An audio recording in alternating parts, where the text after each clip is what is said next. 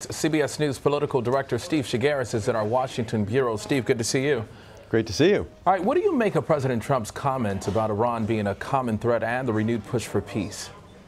So he's clearly trying to sort of reset the narrative from the Obama administration, basically telling Israel, telling Saudi Arabia this weekend that we are not going to treat Iran as a country that we want to work with. He slammed the Iran deal that President Obama made and really sort of criticized President Obama, the Obama administration's outreach to Iran. And so this is really assuring both Israel and Saudi Arabia that we're not going to be treating Iran that way anymore. We're going to treat Iran as a sponsor of terrorism, and that's the way we're going to move forward and work with these countries to prevent Iran from ever getting a nuclear weapon. So it's really just sort of resetting the narrative and showing this region and the world that the Trump administration is going to treat Iran differently.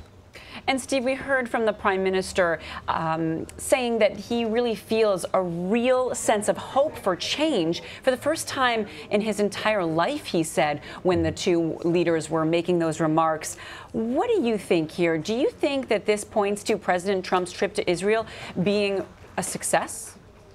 Well, it depends how you define success. This, again, I think is the very beginning of the relationship between the Trump administration, President Trump, and Israel. And so, Prime Minister Netanyahu was not very pleased with the Obama administration. Again, in their outreach to Iran, they felt that that was not helpful to Israel's interests.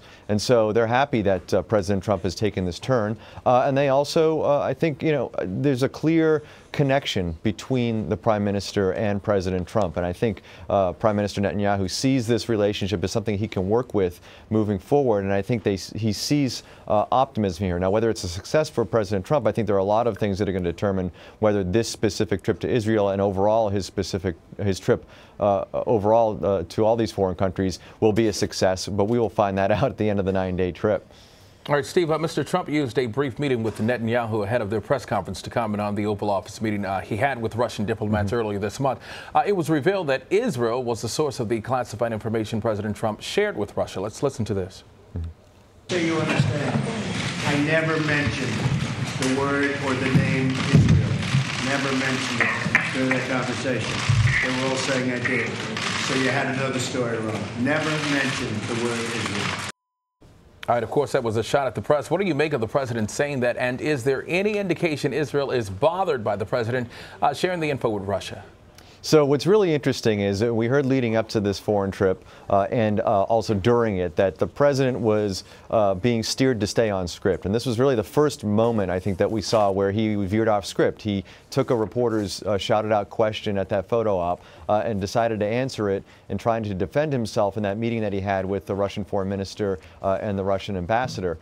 Yet, he went so far off script and basically admitting that Israel was the source of that. That was only something that we had discovered in terms of our reporting, but it was never reported that the president knew at the time he was giving that information to the Russians that it was from Israel.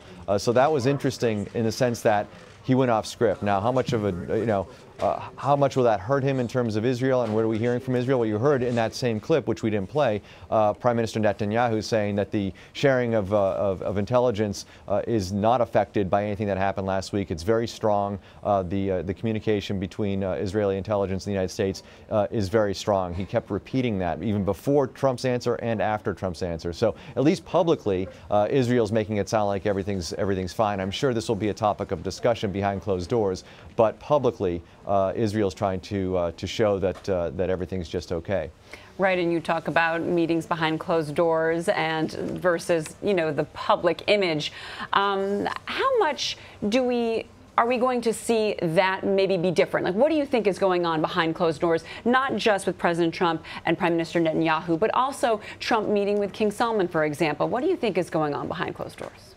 Well, there were deals, obviously, that were being made with Saudi Arabia, and there were discussions about terrorism in the region, no question. But again, I think that these meetings, and I think that this trip, he's spending so little time in each of these places. I think, again, this is sort of an introduction of President Trump to these world leaders, to these places, to basically say, here is my philosophy in terms of foreign policy. Here's my philosophy on how I want to deal with your specific countries and your specific regions. And I'm letting you know this is the way we're going to go moving forward. like it or not. It seems so far that Saudi Arabia and Israel are quite happy with what the president is proposing in terms of foreign policy, in terms of those places. So again, I think this is more of an introductory thing, and I don't think you're going to get too far down the road, especially, you know, people are talking about the peace process in Israel. I just don't see that this is going to be anything more than just the starting point of discussions. All right, Steve Chaggaris, CBS Political Director, thank you so much. Thanks.